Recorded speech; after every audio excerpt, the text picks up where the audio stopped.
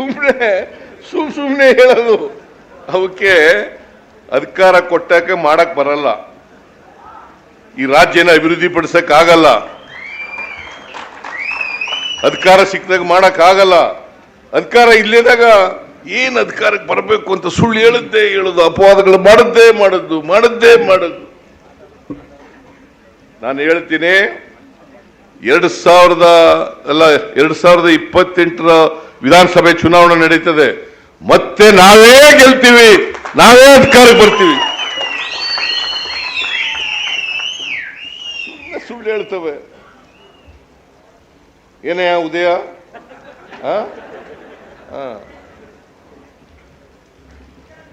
ಯಾವ ಕಾರಣಕ್ಕೂ ಕೂಡ ಬಿಜೆಪಿ ಆಗಲಿ ಜೆಡಿಎಸ್ ಆಗಲಿ ಅಧಿಕಾರಕ್ಕೆ ಬರಕ್ ಸಾಧ್ಯ ಇಲ್ಲ. ನಾವೇ ಅಧಿಕಾರಕ್ಕೆ ಬರೋದು. ನಾವು ಒಳ್ಳೆ ಕೆಲಸ ಮಾಡಿಲ್ವಾ? ನುಡಿದಂತೆ ನಡೆದಿದ್ದೀವಿ. 1,22,00,000 ಮಹಿಳೆಯರಿಗೆ, ಕುಟುಂಬಗಳಿಗೆ ತಿಂಗಳಿಗೆ 2,000 ರೂಪಾಯಿ ಕೊಡ್ತಾ ಇದ್ದೀವಿ. ಯಾವ ಸರ್ಕಾರ ಕೊಟ್ಟಿತ್ತು? 1,22,00,000 ಕುಟುಂಬಗಳಿಗೆ ತಿಂಗಳಿಗೆ 2,000 ರೂಪಾಯಿ ಕೊಡ್ತಾ ಇದ್ದೀವಿ. ಕುಟುಂಬಗಳಿಗೆ 1,64,00,000 ಮನೆಗಳಿಗೆ ಫ್ರೀಯಾಗಿ 200 ಯೂನಿಟ್ ವರೆಗೆ ಕರೆಂಟ್ ಕೊಡ್ತಾ ಇದ್ದೀವಿ. ಯಾವ ಸರ್ಕಾರ ಕೊಟ್ಟಿತ್ತು? ಏನೂ ಮಾಡ್ತಾ ಇಲ್ಲ. ಎಲ್ಲ ಹೆಣ್ಮಕ್ಳು, 3.5 ಕೋಟಿ ಹೆಣ್ಮಕ್ಳು ಫ್ರೀಯಾಗಿ ಬಸ್ನಲ್ಲಿ ತಿರುಗಾಡ್ತಾರೆ. ಏನು ಮಾಡಿದ್ದಾರೆ?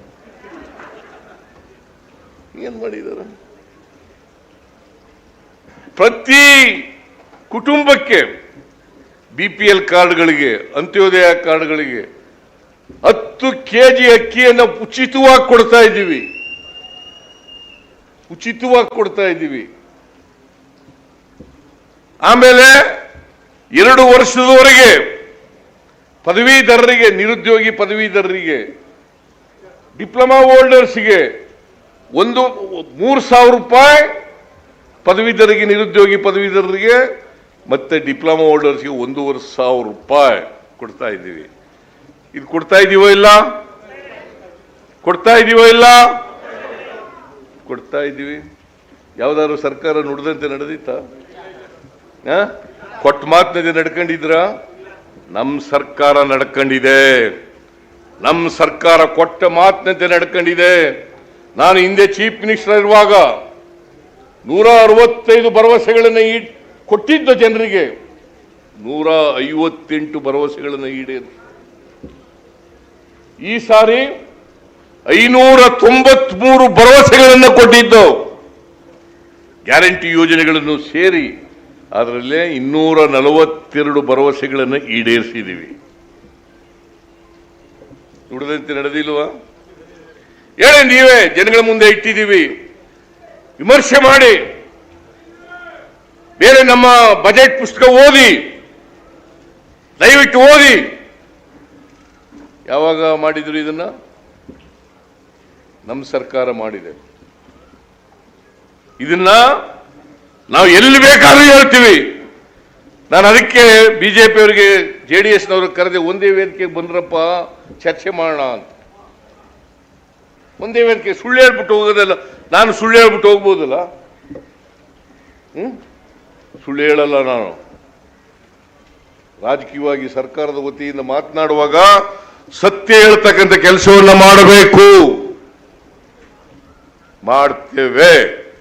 ಯಾವುದನ್ನು ಮಾಡಕ್ಕಾಗ್ತದೆ ಅದನ್ನು ಮಾಡ್ತೇವೆ ಅಂತ ಹೇಳ್ತೀವಿ. ಯಾವುದನ್ನು ಮಾಡಕ್ಕಾಗಲ್ಲ ಅದನ್ನು ಮಾಡಕ್ಕಾಗಲ್ಲ ಅಂತ ಹೇಳ್ತೀವಿ. ನಾವು ಎಲ್ಲ ಕರ್ನಾಟಕದಲ್ಲಿ ಏನು ಸಮಸ್ಯೆಗಳೇ ಇಲ್ಲ ಅಂತ ಹೇಳಕ್ ಹೋಗಲ್ಲ. ಎಲ್ಲ ಸಮಸ್ಯೆಗಳನ್ನು ಬಗೆಹರಿಸ್ಬಿಟ್ಟಿದ್ದೀವಿ ಅಂತ ಹೇಳಕ್ ಹೋಗಲ್ಲ. ಆದರೆ ಕೊಟ್ಟ ಮಾತಿನಂತೆ ನಡ್ಕೊಂಡಿದ್ದೀವಿ. ನಿಮ್ಮ ಆಶೀರ್ವಾದ ಬೇಡ್ತೀವಿ ಅಲ್ವಾ? ಕಾವೇರಿ ತಾಯಿ ನಾವು ನಮಸ್ಕಾರ ಪೂಜೆ ಮಾಡಿದ್ದೀವಿ, ಹೇಳಿದ್ದೀವಿ, ಪ್ರಾರ್ಥನೆ ಮಾಡಿದ್ದೀವಿ. ತಾಯಿ, ಕರ್ನಾಟಕದ 7 ಕೋಟಿ ಜನರನ್ನ ಸುಭಿಕ್ಷವಾಗಿ ಇಡಮ್ಮ ತಾಯಿ. ಮಳೆ ಬೆಳೆ ಚೆನ್ನಾಗಾಗಲಿ, ಪ್ರತಿ ವರ್ಷ ಇದೇ ರೀತಿ ಜೂನ್ ತಿಂಗಳಲ್ಲೇ KRS ಭರ್ತಿಯಾಗಲಿ ಅಂತೇಳಿ ಪ್ರಾರ್ಥನೆಯನ್ನು ಮಾಡಿದ್ದೀವಿ. ಅದನ್ನ ಪ್ರಾರ್ಥನೆ ಮಾಡೋಕ್ಕೋಸ್ಕರ ಇವತ್ತು ಬಂದಿರ್ತಕ್ಕಂಥದ್ದು. ಇವತ್ತು ಬಂದು ಬಾಗಿನ ಅರ್ಪಿಸಿ ಕಾವೇರಿ ಮಾತೆ ಪೂಜೆ ಮಾಡಿ ನಿಮ್ಮನ್ನೆಲ್ಲ ನೋಡ್ತಕ್ಕಂಥ ಅವಕಾಶ ಸಿಕ್ಕಿದೆ. ಆದರೆ ಇಷ್ಟು ಜ್ಞಾಪಕ ಇಟ್ಕೊಳ್ಳಿ, ಕಾವೇರಿ KRS ಡ್ಯಾಮ್ ಕಟ್ಟಿದ ಮೇಲೆ ಇದೇ ಮೊದಲನೇ ಬಾರಿ ಬಾಗಿನ ಅರ್ಪಿಸ್ತಾ ಇರ್ತಕ್ಕಂಥದ್ದು, KRS ತುಂಬಿರ್ತಕ್ಕಂಥದ್ದು.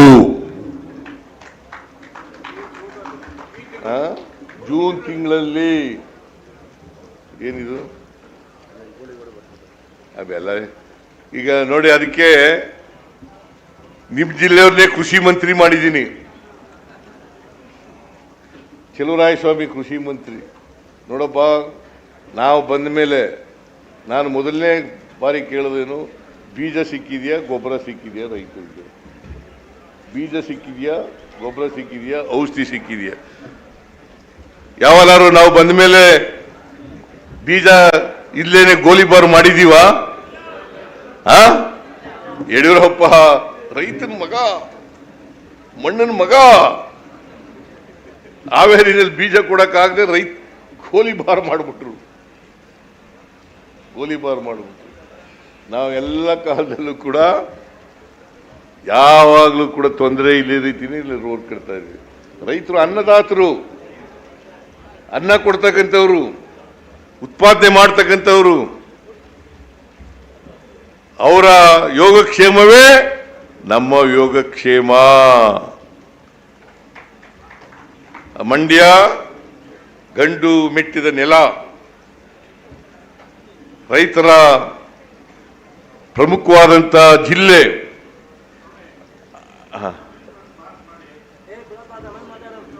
ಏನಂತೆ?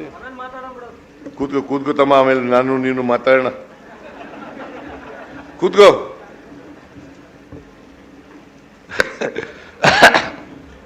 ಆ ರೈತರು ಹೇಳದನ್ನು ಕೇಳ್ತೀವಿ, ಅದನ್ನು ಮಾಡೋಣ. ಈ ಭಾಗದಲ್ಲಿ ಈಗ ನಾವು ಎಂಥದ್ದು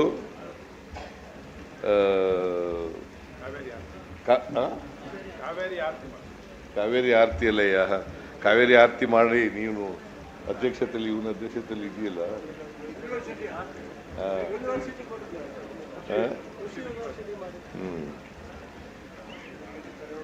ನಮ್ಮ ನೀರು ಈಗ ನಾವು 177.25 TMC ನೀರನ್ನ ಪ್ರತಿ ವರ್ಷ ತಮಿಳುನಾಡು ಕೊಡಬೇಕು. ಎಷ್ಟು? 177.2.5 177.25 TMC ನೀರು ಕೊಡಬೇಕು. ಈ ಜೂನ್ ತಿಂಗಳಲ್ಲಿ ಎಷ್ಟು ಕೊಡಬೇಕಾಗಿತ್ತು ಅಂತಂದ್ರೆ 9.1 TMC ನೀರು ಕೊಡಬೇಕಾಗಿತ್ತು. ಆದರೆ ಎಷ್ಟಯ್ಯ? ಈಗಾಗಲೇ 42 TMC ನೀರು ಹೋಗ್ಬಿಟ್ಟದೆ. ಕಾವೇರಿ ತಾಯಿಯ ಕೃಪಾ ಕಟಾಕ್ಷ, ಚಾಮುಂಡೇಶ್ವರಿಯ ಆಶೀರ್ವಾದ, ಇವೆಲ್ಲದರಿಂದ ನಾವು ಈ ಸಾರಿ ಹೋಗಿದ್ದೀವಿ. ಕಳೆದ ವರ್ಷ ಎಷ್ಟು? 300 ಚಿಲ್ಲರೆನಾ? 305 TMC ನೀರನ್ನ ಕೊಟ್ಟಿದ್ದೀವಿ. 177.25 ಕೊಡಬೇಕು. 305 ಹೊಟ್ಟೋಗಿದೆ ತಮಿಳುನಾಡಿಗೆ. ಅದಕ್ಕೆ ನಾವು ಒಂದು ಬ್ಯಾಲೆನ್ಸಿಂಗ್ ರಿಸರ್ವಾಯರ್ ಮಾಡಬೇಕು ಬೆಂಗಳೂರಿನ ಕನಕಪುರದ ಹತ್ರ ಅಂತೇಳಿ ಮಾಡಿದ್ದೀವಿ. ಮೇಕೆದಾಟು ಅದಕ್ಕೆ ಒಪ್ಪಿಗೆ ಕೊಡಿ ಅಂತಂದ್ರೆ ಕೊಡಲ್ಲ. ನೀವು ಏನು ಸುಮ್ಮನೆ ಕೂತಿರ್ತೀರಿ? ಯಾರು ಹೇಳಿದ್ರು 5 ನಿಮಿಷದಲ್ಲೇ ಕೊಡಿಸ್ಬಿಡ್ತೀನಿ? ಕೊಟ್ರ? ಆಮೇಲೆ ನಾ ಹೇಳೇ ಇಲ್ಲ ಅಂತಾರೆ. ಆಮೇಲೆ ಅವ್ರಿಗೆ ಹೋಗ್ತದೆ ಓಟ.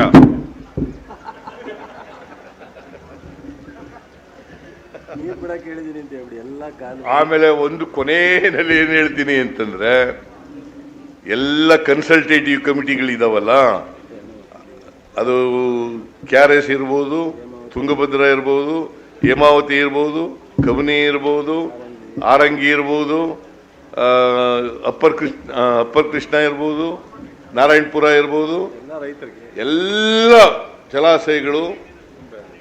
ಎಲ್ಲ ಜಲಾಶಯಗಳು ತುಂಬಿರೋದ್ರಿಂದ ಈಗ ಎಲ್ಲ ಜಮೀನುಗಳಿಗೆ, ನಾಲೆಗಳಿಗೆ ನೀರು ಹರಿಸ್ತಕ್ಕಂಥ ತೀರ್ಮಾನವನ್ನು ಕೂಡಲೇ ಮಾಡಬೇಕು ಅಂತೇಳಿ ನಾನು ಇಲ್ಲಿಂದಲೇ ಆದೇಶ ಕೊಡ್ತಾ ಇದ್ದೀನಿ.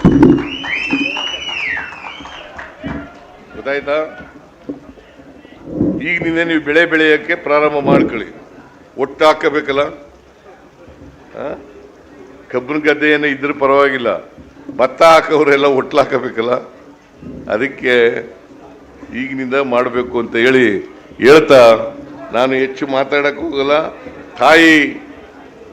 ತಾಯಿ ಕಾವೇರಿ ಮಾತೆ ಪ್ರತಿ ವರ್ಷ ಇದೇ ರೀತಿ KRS ತುಂಬಿ ಪ್ರತಿ ವರ್ಷ ರೈತರ ಮುಖದಲ್ಲಿ ಸಂತೋಷವನ್ನು ಉಂಟು ಮಾಡಲಿ ಅಂತೇಳಿ ಮತ್ತೊಮ್ಮೆ ಪ್ರಾರ್ಥನೆ ಮಾಡಿ ನನ್ನ ಮಾತುಗಳನ್ನು ಮುಗಿಸ್ತೇನೆ. ಜೈ ಹಿಂದ್, ಜೈ ಕರ್ನಾಟಕ, ಜೈ ಕಾವೇರಿ ಮಾತೆ. 92 ವರ್ಷಗಳ ಇತಿಹಾಸದಲ್ಲಿ ಮೊಟ್ಟ ಮೊದಲ ಬಾರಿಗೆ ಜೂನ್ ತಿಂಗಳಲ್ಲೇ ಭರ್ತಿಯಾದಂತಹ ಕೃಷ್ಣರಾಜಸಾಗರ ಅಣೆಕಟ್ಟಿಗೆ ಬಾಗಿನವನ್ನು. ಹೆಚ್ಚಿನ ವಿಡಿಯೋಗಳಿಗೆ ಪ್ರತಿಧ್ವನಿ ಯೂಟ್ಯೂಬ್ ಚಾನೆಲ್ ಸಬ್ಸ್ಕ್ರೈಬ್ ಮಾಡಿ, ಬೆಲ್ ಐಕಾನ್ ಕ್ಲಿಕ್ ಮಾಡಿ.